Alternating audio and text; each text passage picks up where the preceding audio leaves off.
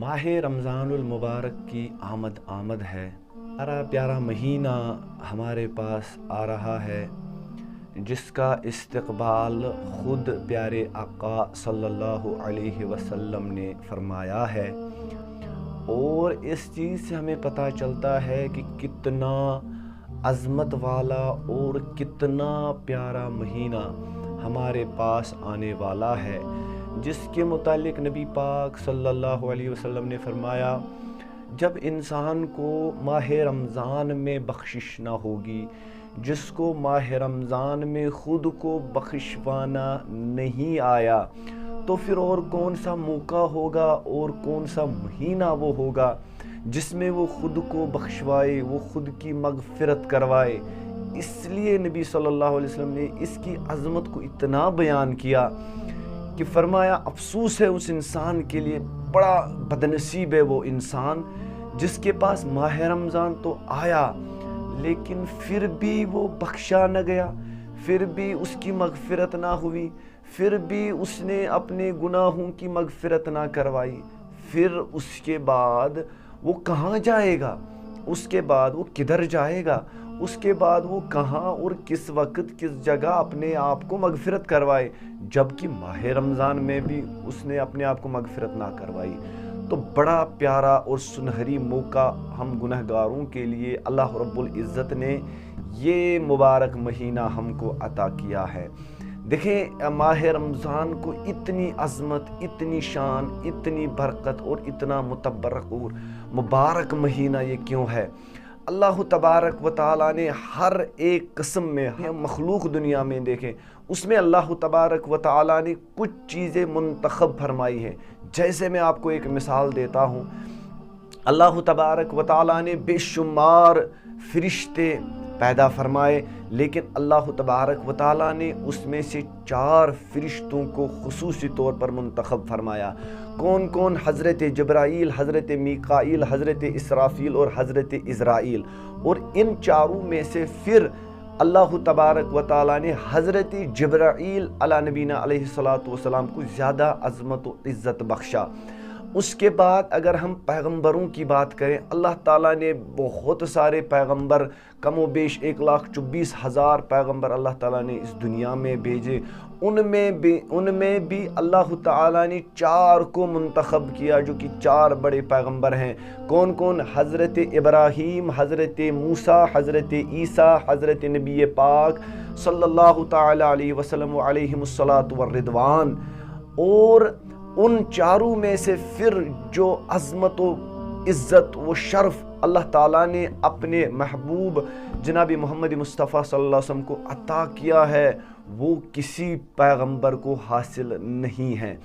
اور اگر ہم پھر کتابوں کی بات کریں، اللہ تبارک و تعالیٰ نے بہت سی کتابیں، صحیفے اللہ تعالیٰ نے نازل فرمائے، اور دنیا میں بے شمار کتابیں لکھی جا چکی ہیں، لیکن اللہ تعالیٰ نے ان کتابوں میں سے 4 کتابوں کو منتخب فرمایا ہے۔ کون کون؟ زبور، تورات، انجیل اور قرآن پاک، جو قرآن پاک اس ماہ رمضان میں نازل ہوا ہے۔ اور ان 4 میں سے اللہ تعالیٰ نے قرآن پاک کو سب سے بڑی عظمت سے نوازا ہے، سب سے بڑی عظمت اللہ تعالیٰ نے قرآن پاک کو عطا کیا ہے۔ اگر ہم آگے بڑھیں تو ہم کہیں گے اللہ تعالیٰ نے دن دنیا میں کتنے بڑے، بہت سارے دن آئے، بہت سارے دن گئے، بہت سارے دن آنے والے، بڑے بڑے دن آئے۔ اللہ تعالیٰ نے ان میں بھی 4 دنوں کو منتخب فرمایا۔ سبحان اللہ! یہ 4 دن کون کون سے ہیں؟ یہ ہیں عید الفطر، عید الاضحیٰ، یوم عاشوراء، یوم عرفہ۔ اور اللہ تعالیٰ نے ان 4 میں سے جو سب سے زیادہ پسند فرمایا ہے دن کو، وہ ہے یوم عرفہ۔ اللہ تعالیٰ نے دنیا میں کتنی راتیں آئیں، آج تک کتنی راتیں گئیں، بڑی راتیں ہیں، کوئی عظمت والے راتیں ہیں، تو اللہ تعالیٰ نے ان میں بھی 4 راتیں عظمت والی بنائی ہیں، منتخب 4 راتیں فرمائی ہیں۔ کون کون رات؟ شب برات، شب قدر، شب عید اور شب یوم جمعہ۔ اور ان میں سے اللہ تعالیٰ نے شب قدر کو منتخب فرمایا ہے۔ اگر ہم آگے بڑھیں اللہ تعالیٰ کے نبی صلی اللہ علیہ وسلم کے بہت سارے صحابہ ہیں، صحابہ میں بھی اللہ تعالیٰ نے 4 کو منتخب فرمایا ہے، 4 صحابہ کرام، 4 یاران باصفا، حضرت ابو بکر صدیق، حضرت عمر فاروق، حضرت عثمان غنی، حضرت علی المرتضیٰ رضوان اللہ تعالی علیہم اجمعین، اور ان 4 کو منتخب فرما کے پھر اللہ تعالیٰ نے ان میں سے ایک کو سب سے زیادہ عظمت و شرف بخشا ہے، وہ ہے حضرت ابو بکر صدیق رضی اللہ تعالی عنہ۔ اور اگر ہم بات کریں پھر اللہ تعالیٰ نے مہینے بہت سارے بنائے، لیکن اللہ تعالیٰ نے ان مہینوں میں بھی 4 مہینے منتخب فرمائے، ماہ رجب، ماہ شعبان، ماہ رمضان اور ماہ محرم الحرام۔ اللہ تعالیٰ نے 4 مہینے منتخب فرما کے پھر اللہ تبارک و تعالیٰ نے ان میں سے جو سب سے عظمت، سب سے زیادہ جو عزت بخشی ہے، سب سے زیادہ جو شان بخشی ہے، وہ ہے ماہ رمضان المبارک کو۔ تو بڑا متبرک مہینہ آ رہا ہے، کتنے دن ہم نے اپنی زندگی کے ضائع کر دیے، کتنے مہینے ضائع کر دیے، کتنے سال ضائع ہو گئے، کتنی عمر ہماری برباد ہو گئی۔ اگر آج ہم اپنی عمر کا تھوڑا سا محاسبہ کر لیں تو ہم نے کیا کمایا، ہم نے کیا پایا، ہم نے کل کے لیے کیا تیار کر لیا۔ جیسے کہ اللہ تعالیٰ نے قرآن پاک میں فرمایا، یا ایھا الذین آمنوا اتقوا اللہ ولتنظر نفس ما قدمت لغد، کہ ہر ایک نفس، ہر ایک جان یہ جان لے کہ اس نے کل کے لیے کیا تیار کر کے رکھا ہے۔ اگر ہم خود میں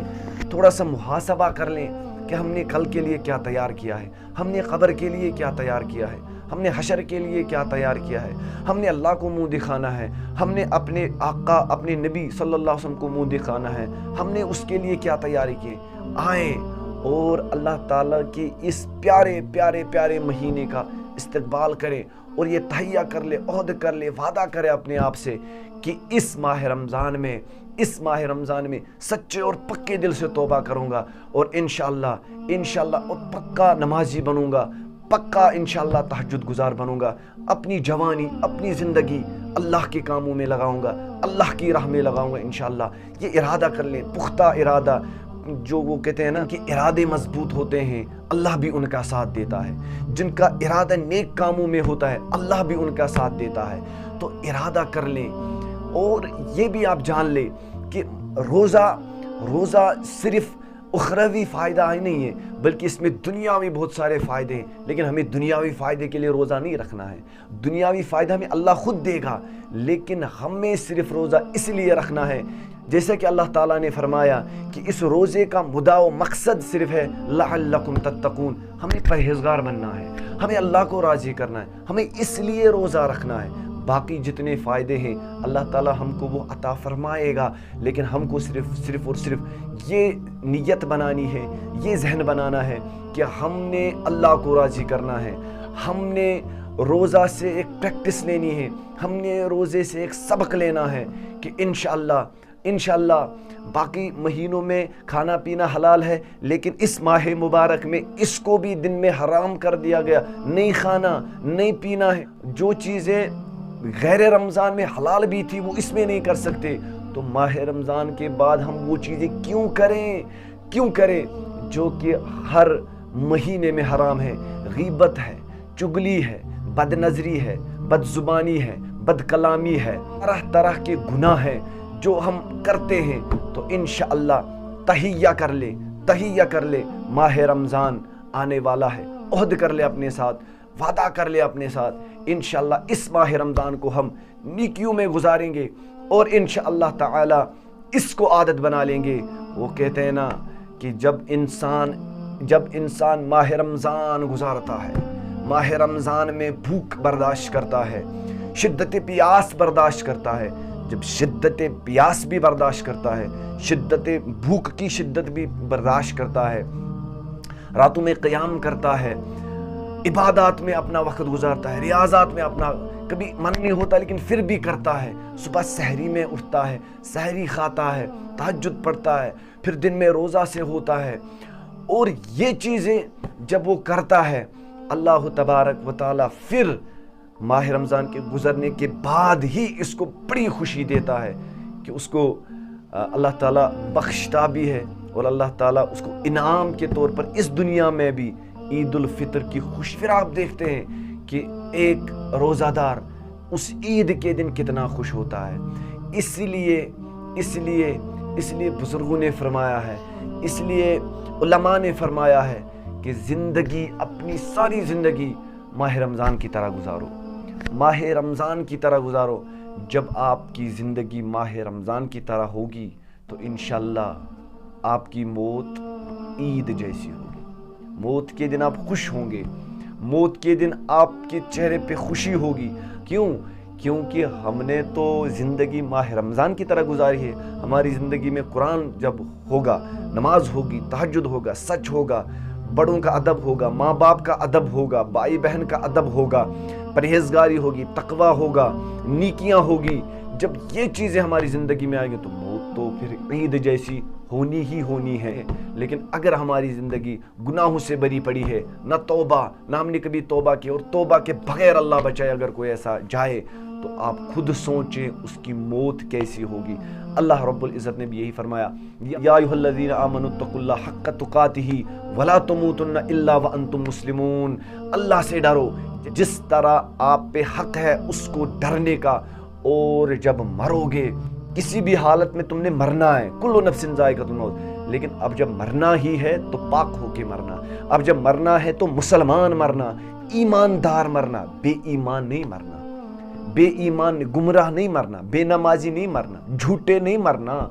نافرمان نہیں مرنا، اللہ کو ناراض کر کے نہیں مرنا، اپنے نبی کو ناراض کر کے نہیں مرنا، بلکہ اپنے اللہ کو راضی کر کے مرنا، اپنے نبی صلی اللہ علیہ وسلم کو راضی کر کے مرنا، قرآن پاک کو راضی کر کے مرنا، اور ماہ رمضان کو راضی کر کے مرنا۔ تب یہ مرنا معراج ہوگا، تب یہ مرنا عید جیسے ہوگے۔ کسی بھی حالت میں تم نے مرنا ہے، کل نفس ذائقۃ الموت، لیکن اب جب مرنا ہی ہے تو پاک ہو کے مرنا، اب جب مرنا ہے تو مسلمان مرنا، ایماندار مرنا، بے ایمان نہیں مرنا، بے ایمان گمراہ نہیں مرنا، بے نمازی نہیں مرنا، جھوٹے نہیں مرنا، نافرمان نہیں مرنا، اللہ کو ناراض کر کے نہیں مرنا، اپنے نبی کو ناراض کر کے نہیں مرنا، بلکہ اپنے اللہ کو راضی کر کے مرنا، اپنے نبی صلی اللہ علیہ وسلم کو راضی کر کے مرنا، قرآن پاک کو راضی کر کے مرنا، اور ماہ رمضان کو راضی کر کے مرنا۔ تب یہ مرنا معراج ہوگا، تب یہ مرنا عید جیسے ہوگے، تب سب غم منائیں گے کہ یہ انتقال ہو گیا، لیکن ہمارے دل میں خوشی ہوگی کہ جیسا کہ روایت میں آتا ہے، الموت تحفۃ المومن، یہ موت پھر مومن کے لیے تو تحفہ ہے، گفٹ ہے اللہ کی طرف سے، کہ وہ اس دنیا سے پھر آزاد ہو جاتا ہے اور اپنے خالق حقیقی کی طرف جاتا ہے، اپنے دار آخرت کی طرف جاتا ہے، جو دار حقیقی بھی ہے، جو حقیقت میں ہمارا گھر ہے، وہاں جاتا ہے۔ تو اس ماہ رمضان ہم نے یہ عہد کرنا ہے، یہ وعدہ کرنا ہے اپنے آپ سے کہ انشاءاللہ اس ماہ رمضان میں ہم اپنے اللہ کو راضی کریں گے۔ پچھلی زندگی میں کیا اس سے ہم توبہ کرتے ہیں، اس سے ہم توبہ کریں گے انشاءاللہ، اور اس ماہ رمضان میں ہم اللہ تعالیٰ سے دعا کریں گے کہ اللہ تعالیٰ ہمیں ماہ رمضان کی قدر و قیمت سمجھنے کی اللہ تعالیٰ ہمیں توفیق عطا فرمائے۔ اللہ تعالیٰ سے دعا ہے اللہ تعالیٰ آپ سب کو خیر و عافیت سے رکھے۔ ہماری بھی یہی نیت ہے کہ جو قرآن ہے، قرآن کی تعلیم کو عام کریں گے اور سنت نبی صلی اللہ علیہ وسلم کو عام کرنے کی کوشش کریں گے، اور آپ بھی ہمارے ساتھ رہیے اور آپ بھی ہمارا ساتھ دیجیے، ویڈیوز کو آگے بڑھائیے، شیئر کیجیے دوستوں کے ساتھ تاکہ یہ بات اور لوگوں تک بھی پہنچ سکے۔